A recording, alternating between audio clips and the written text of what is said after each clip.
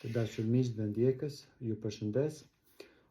Siç e keni vënë re se më keni shkruar ku kam humbur, për fat keq kam pasur shumë punë dhe më është dashur ta lë pak TikTokun bazëdore.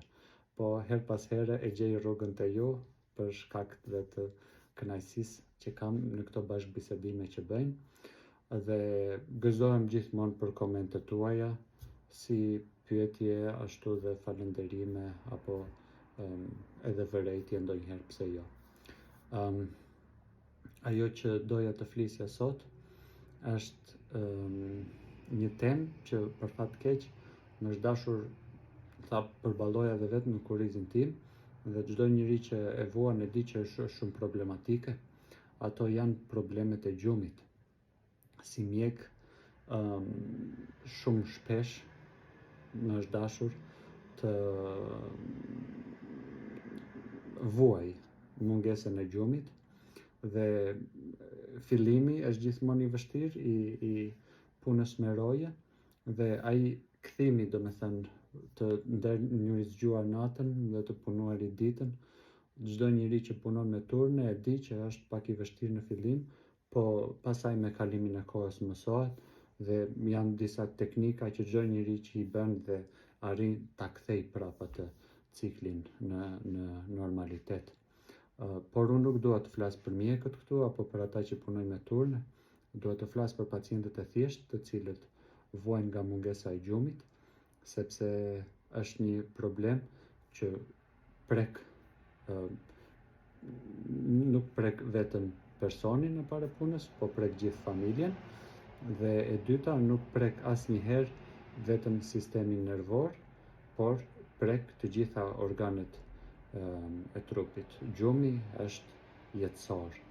Megjithëse njeriu mund të jetojë në princip pa gjumë, problematikat apo gabimet që ai mund të bëjë mund t'i kushtojnë deri jetën pacientit. Dhe gjendja mendore përkeqësohet shumë dhe për shkak të mungesës së gjumit. Prandaj i sugjeroj gjithë atyre që duan të jetojnë shëndetshëm, një gjumë i mirë është shumë i rëndësishëm. Ajo që dua të them është se shumë shpesh këta pacient që vuajnë nga pagjumësia nuk e kuptojnë që problemi i tyre kryesor është mungesa e gjumit, si zënia e gjumit, pra fillimi i gjumit, si mbajtja e gjumit, janë gjithashtu të dyja problematike dhe janë vetë shumë shpesh kanë si shkak një problem psikologjik apo psiqik. Pra, shkaqet më të shpeshta të problemeve me gjumit janë sëmundjet mendore. Si ato më të lehta, ku futet ankthi dhe depresion, ankthi dhe ataket e panikut, deri në ato më të rënda, depresioni e të tjerë. Për vetë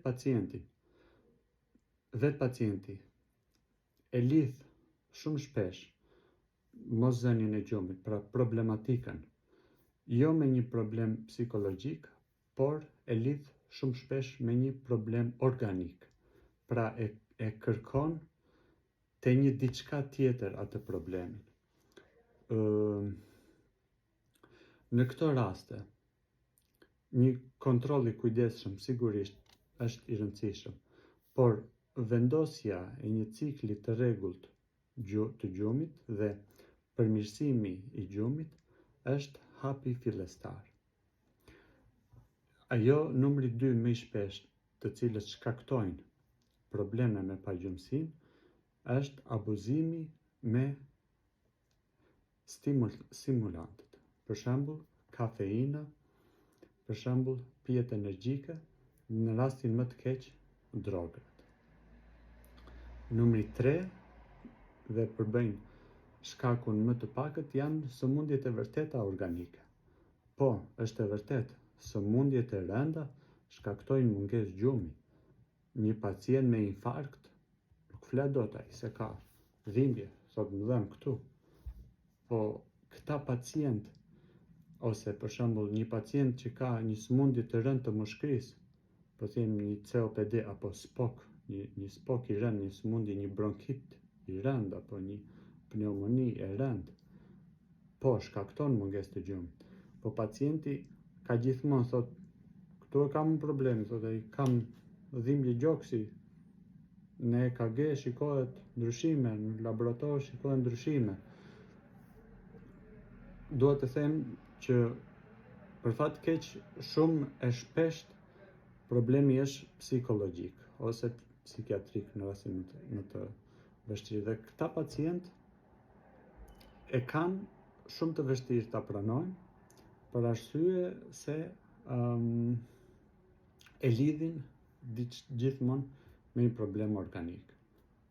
Për shembull, ndjejnë dhimbje, ndjejnë mbajtje fryme, megjithëse ato vlerat dalin gjithmonë në normë. Prandaj me këtë video i bëj thirrje çdo njeriu që të kujdeset për gjumin e vet. Mua për shembull më kanë ndihmuar shumë xhirët e gjata përpara gjumit, leximi i librave para gjumit dhe jo ndenja para kompjuterave, para celularëve, para televizorëve. Pra secili ka diçka të vetën që e ndihmon për të fjetur.